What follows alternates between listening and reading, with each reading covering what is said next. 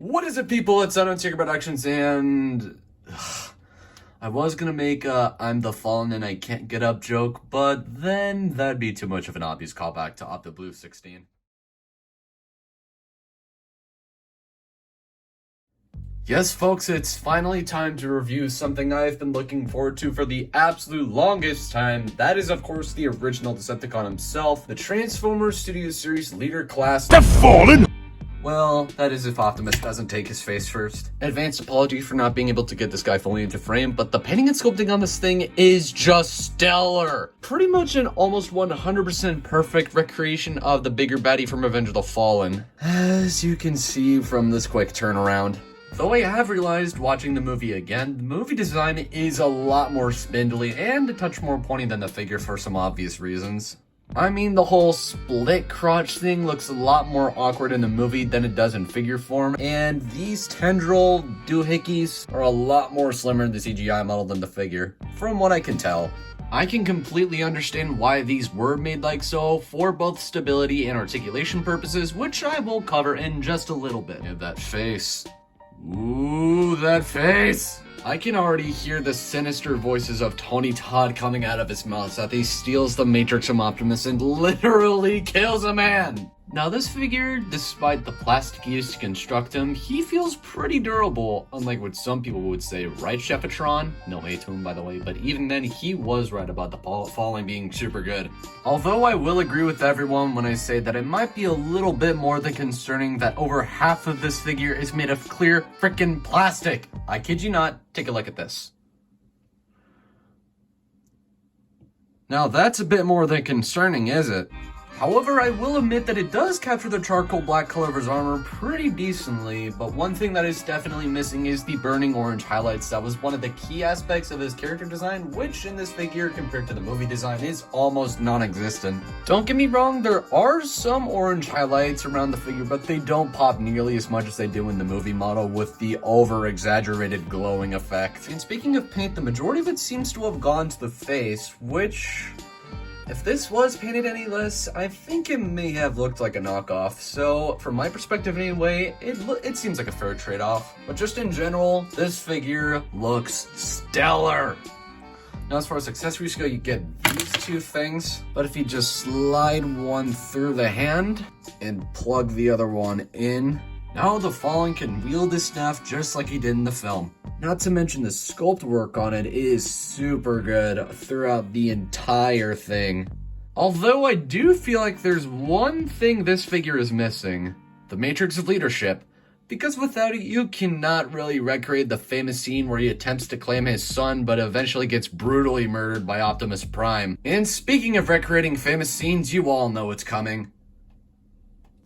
Yes, you can in fact remove the Fallen's face. Which, truth be told, I feel like the skull is actually too small compared to his big, huge, hulking original Decepticon body.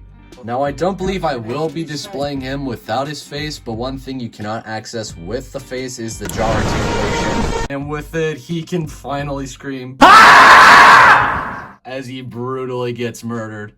Alright.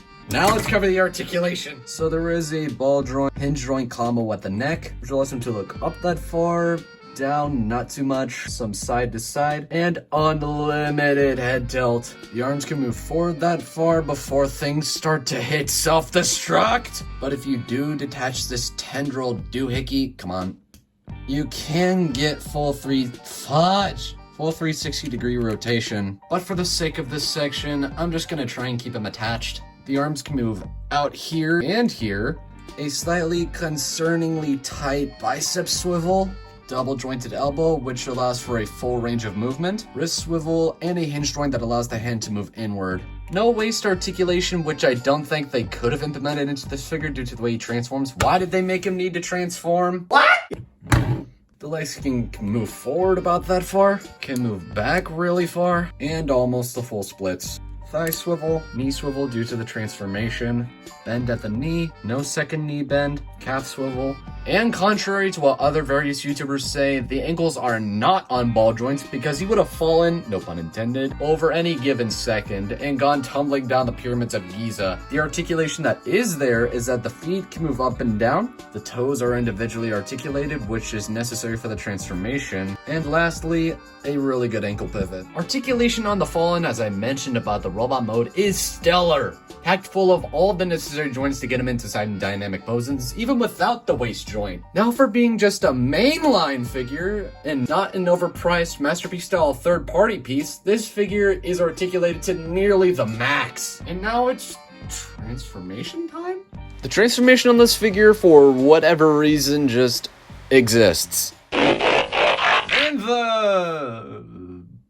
what? And the Cybertronian jet mode is not bad, actually. But to be fair, I don't think I'll ever be displaying this guy in jet mode because he never transformed in the movie.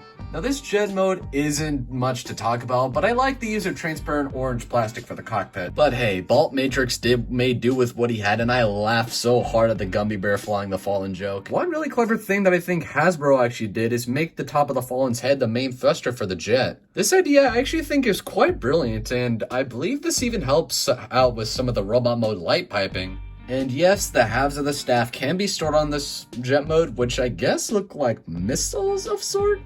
But this isn't what I love about this figure. Let's get him back into robot mode and move on. Now it's time for size comparisons, and the Fallen, as he should be, is a friggin' big burly dude. Here's Studio Series The Fallen compared next to the Figma Kyoko Sakura Ensai Kamiki, Figma Saber 2.0, Studio Series Dark of the Moon Shockwave, SH Monster Arts Bio Goji, NPM Barricade, New Age Mista, my last review Studio Series Jazz, Studio Series Optimus Prime, Ironhide, Ratchet, Bumblebee, Jolt, VRC Triplets, Grindor, Sideways, 07 Megatron, and Ravage. As far as the box goes, you get some character art of the Fallen, Studio Series 91 from Transformers Studio Series The Fallen, officially licensed Hasbro and Takara product. On the side, you get an image of the Fallen and, of course, authentic Transformers. On the side, you get Studio Series 91 with an image of the Fallen, 4 languages of leader class. On the top, Transformers Radov. On the bottom, uses things and barcodes. And at the back, you get the product shots, Transformers 17 Steps, Pyramid Desert Battle, removable face gimmick, the Fallen, and... So my closing thoughts on Studio Series The Fallen should be patently clear. I love it! This is definitely the best Studio Series Transformers toy we have ever gotten since the Studio Series line started back in 2018. Undoubtedly the best Studio Series figure of 2022, definitely bunged the Studio Series The Last Night Hot Rod out of the face of the earth, and here to claim what is rightfully his, the throne of the best SS Transformers figure ever. Now, where to purchase this masterpiece, and the price you pay for it. This figure is being sold on Amazon, Walmart, GameStop, and of course Big Bad Toy Store, and surprisingly for the usual leader price point of $55, which for the price of this piece should be more worth towards the Commander class. God damn it, why is Motormaster sold out? But do I recommend this figure? Well, if you're one of those Revenge of the Fallen super fans, I know you guys exist, and if you're willing to pay $50 or so, then yes, 1000%. And I'd better hurry before the aftermarket prices for this guy go up to the extreme, because Jesus, have you seen how much SS Ironhide is? Scalpers? Oh wait, that figure's almost 4 years old. But anyways, that officially concludes my review on the Transformers Studio Series Leader Class The Fallen, and as always, I will see you all in my next video. Peace out!